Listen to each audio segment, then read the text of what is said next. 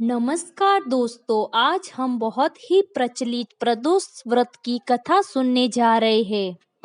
एक गांव में एक बहुत ही गरीब विधवा ब्राह्मणी रहती थी और उसके साथ उसका एक बेटा भी रहता था। भरण पोषण के लिए दोनों ही प्रतिदिन भीख मांगते थे और उससे जो उन्हें मिलता था उससे वो घर आके अपनी भूख शांत करते थे।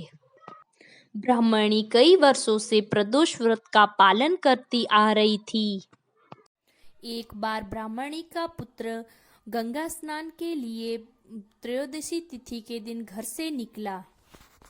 स्नान कर जब वह अपने घर की ओर आ रहा था तो रास्ते में उसका सामना लुटेरों से हो गया और लुटेरों ने उसके पास जो भी सामान था वो लूट के वहां से फरार हो गए।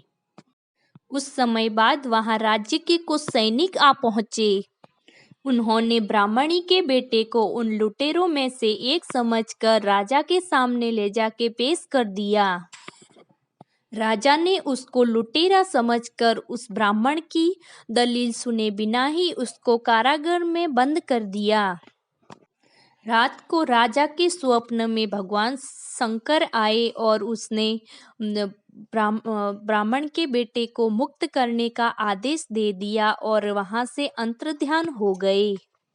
राजा नींद से उठकर सीधे कारागार पहुंचा और युवक को मुक्त करने का आदेश दिया।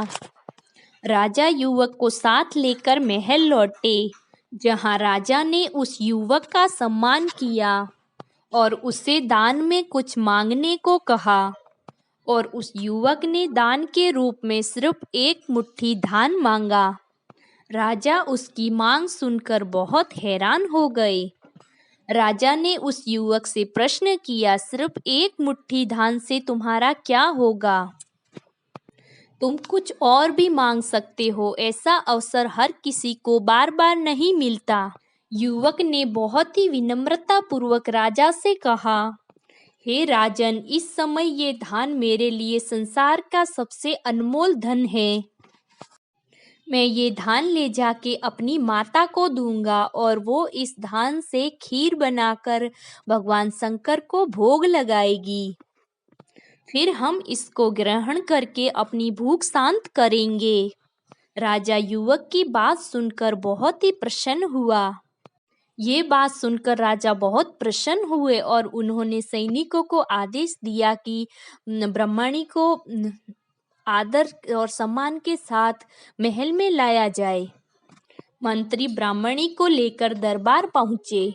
उन्होंने सारी बात ब्राह्मणी को बताई और उनके पुत्र की प्रशंसा करते हुए उन्हें उस युवक को अपना सलाहकार नियुक्त किया। इस प्रकार निर्धन ब्राह्मणी और उसके पुत्र का पूरा जीवन बदल गया। तो दोस्तों, ये थी प्रदोष व्रत की व्रत कथा और ऐसी ही कथाएं और कहानियां सुनने के लिए हमारे चैनल आर्यन पाठ पूजा को सब्सक्राइब जरूर कर दीजिएगा और वीडियो अच्छी लगे तो लाइक कीजिएगा।